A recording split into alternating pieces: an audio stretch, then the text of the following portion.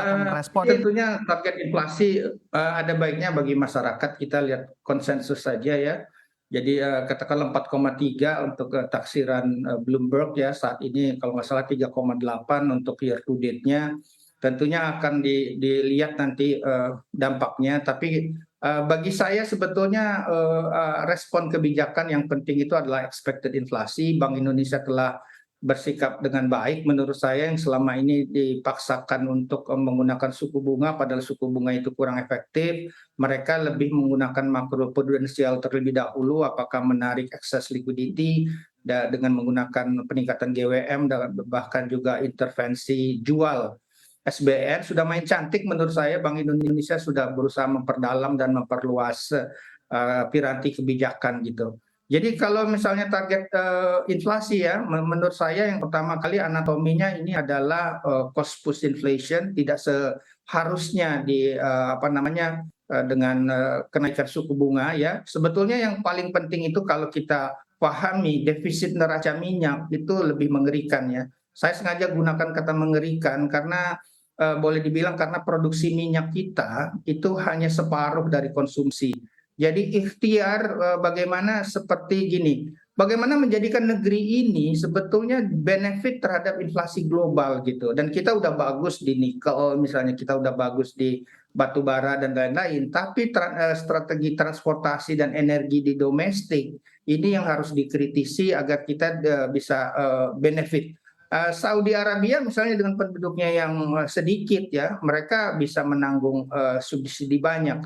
Tapi Indonesia, saya sangat menyarankan ini kembali kita melihat, bagaimana kita menata kembali, strategi energi dan transportasi kita agar kita lebih kuat terhadap, goncangan harga energi dunia. Yang paling menarik di dunia itu sebetulnya minyak itu tersedia, tapi kapasitas penyulingannya masih terbatas karena selama 4 tahun terakhir kalau tidak salah itu, nggak banyak investasi untuk penghilangan. Oke, baik. Demikian. Pak Budi, dengan kenaikan inflasi yang masih berpotensi naik juga begitu seperti yang Anda proyeksikan dan sejumlah ekonom juga memproyeksikan bahwa memang tingkat inflasi masih akan terus naik. Menurut Anda, sikap BI kemarin itu menaikkan 25 basis point, apakah memang sudah mengantisipasi kenaikan inflasi berikutnya atau di pertemuan selanjutnya BI juga masih akan berpotensi untuk menaikkan suku bunga acuan? Saya sampaikan tadi BI cukup kredibel dan tidak behind the curve ya, mereka itu. Jadi, bahwa mereka mencari keseimbangan ya. Beda dengan 2013, saat itu ekonomi Indonesia tuh overheated ya, dengan, katakanlah penyaluran kredit 24%, kemudian defisit kita, neraca berjalan 3,8%.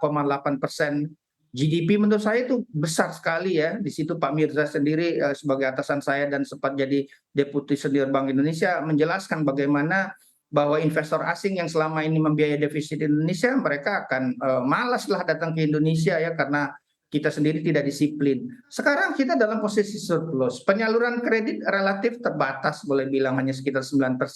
Belum overheated, Indonesia itu membutuhkan pertumbuhan ekonomi yang lebih gegas agar, upaya untuk menghindari growing old before growing rich tahun 2030 gitu. Jadi bukan kebijakan yang sifatnya demand management menaikkan bunga dan lain-lain, bagaimana kebijakan itu harus didorong menuju Indonesia yang lebih produktif dan kompetitif. Itu yang tadi yang saya Baik. sampaikan, kita coba lihat kenapa produksi minyak kita itu hanya separuh dan konsumsi. Jadi jangan melihat hanya optical bahwa ini bunga dan lain-lain, enggak kok, kita ini harus didorong, produktif. Seperti kita menyarankan ke masyarakat kita, ke dunia pendidikan kalau dengar peribahasa banyak jalan menuju Roma, itu jangan diartikan banyak cara mencapai tujuan. Romawi itu bisa berkuasa 1.700 tahun lebih karena dia bangun jalan dan bikin jalannya benar gitu.